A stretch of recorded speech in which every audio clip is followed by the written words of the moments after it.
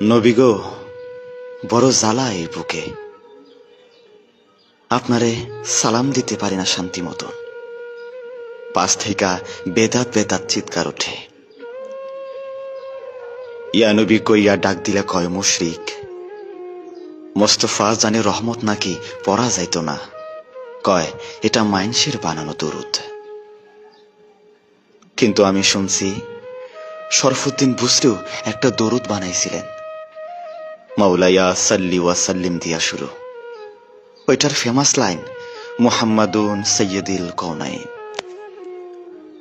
শুনছি এইটা লেখার পর আপনি তারে দর্শন দিছিলেন, গায়ে হাত বোলাইয়া রোগ সারাইয়াছিলেন। যাইবার কালে দিছিলেন একখান চাদর, প্রেমের নিদর্শন। পাকিস্তানের খাজা চৌধুরীত পুরা 30 পারা দরুদ লেখা হইছে। তার এই সাধনা কি বৃথা তাইলে?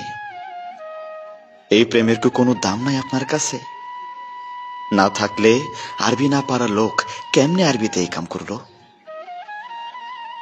কোথাও যেন গোল পাইকা গেছে। কি একটা যেন হইছে আপনার উম্মতের মাঝে। কোনো এক চক্র যেন খুব গভীরভাবে তাগো বুক থেইকা আপনারে সরাইতে মরিয়া হইয়া কাজ করতেছে শত বছর ধইরা। কারণ চেতনা থেকে আপনি সইরা গেলেই মুসলমানিত্ব সইরা যায়।